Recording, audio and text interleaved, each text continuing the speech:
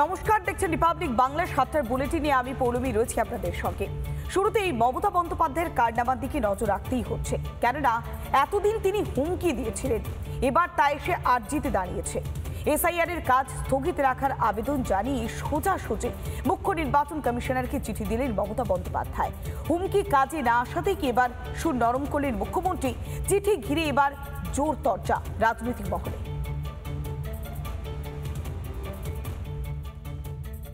বাংলায় নাম বাদ দিয়ে দেখুন, ঢোল আছে, ঢোল, কাঁসর ঘণ্টা, শঙ্খ।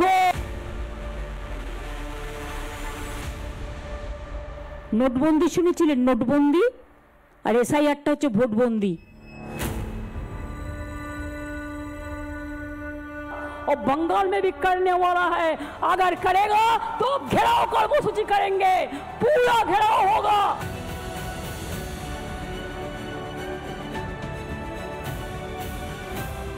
২৬-এর আগে এসআইআর রুখতে এমন তো কত কি না বলেছেন মমতা বন্দ্যোপাধ্যায়, কিন্তু সেই হুমকিকে থোড়াই কেয়ার। রাজ্যে হই হই করে চলছে এসআইআর। যে এসআইআর আটকাতে এত খেলা, এত চাপ, এত ড্রামা, সেই এসআইআরই যখন থামছে না, তখন ম্যাডামের সুর বদল। হুমকির জায়গায় নরম অনুনয়। দেশের মুখ্য নির্বাচন কমিশনারকে সোজাসুজি চিঠি লিখে বসলেন মমতা বন্দ্যোপাধ্যায়। জ্ঞানেশ কুমারকে ওই চিঠিতে তিনি লেখেন, এসআইআর প্রক্রিয়ায় প্রশিক্ষণের অভাব রয়েছে, প্রয়োজনীয় নথি সম্পর্কেও অস্পষ্টতা রয়েছে, এই প্রক্রিয়া কাঠামোগতভাবে ত্রুটিপূর্ণ, বিএলওরাও চাপে রয়েছেন। তাই নাকি? বিএলওদের চাপ কে দিয়েছিলেন মাননীয়া? ভুলে গেছেন আপনি? ইলেকশন কমিশন তার নোটিফিকেশন যখন হবে ডেট অফ ইলেকশন, তখন থেকে এটা ইলেকশন কমিশনের আন্ডারে যায়। তার আগে স্টেট গভর্নমেন্ট, আবার ইলেকশনের পরেও স্টেট গভর্নমেন্ট। সুতরাং এটা মনে রাখবেন, আপনারা চাকরি করেন স্টেট গভর্নমেন্টের। আপনি হয়তো ভুলে গেছেন ম্যাডাম, আপনি রাজ্যের মুখ্য নির্বাচনী আধিকারিক কেউ হুমকি দিতে ছাড়েননি।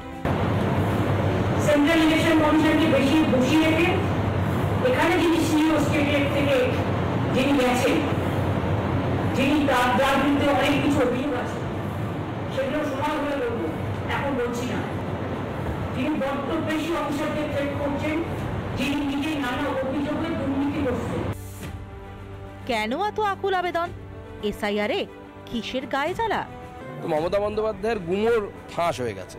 এখন তিনি তাই চাইছেন যে এসআইআর স্থগিত করা হোক।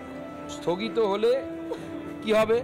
এক্সটেন্ড যদি করতে চাই, স্বাভাবিকভাবে মমতা বন্দ্যোপাধ্যায় সরকারের টেনিওর পার হয়ে যাবে ভোট করাতে করাতে। তাহলে মমতা বন্দ্যোপাধ্যায়ের জায়গায় রাজ্যপালের শাসনে বা রাজ্যপালের হাতে দিয়ে এই রাজ্যে যদি ভোট হয়, বিজেপির তো অন্ততপক্ষে আপত্তি নেই কোনো। পশ্চিমবঙ্গ সরকারের হাতে তো এসআইআর এর সমস্ত মালিকানা, কর্মচারী তাদের, বিএলও তাদের। যে অসুস্থ হবে তাকে সরিয়ে দেয়, যে সহ্য করতে পারবে না তাকে সরিয়ে আরেক টাকাও দিয়ে দিলে হয়।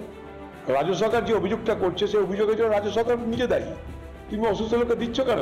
দিদি ম্যাডামের এই খেলা চলবে যতদিন পর্যন্ত না ভোট শেষ হবে। আসলে বাংলা আর ভাতাজীবী হতে চায় না।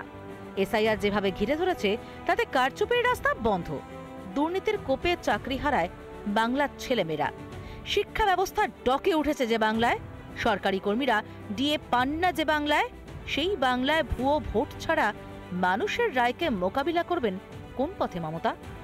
তাই কি মাননীয়ার গলার কাটা এসআইআর? রিপাবলিক বাংলা। নানা ধরনের কন্টেন্ট দেখার জন্য লাইক করুন, শেয়ার করুন আমাদের ফেসবুক পেজ, সাবস্ক্রাইব করুন আমাদের ইউটিউব চ্যানেল। পাশাপাশি অন্যান্য ব্রেকিং নিউজের জন্য অবশ্যই চোখ রাখুন রিপাবলিক বাংলায়।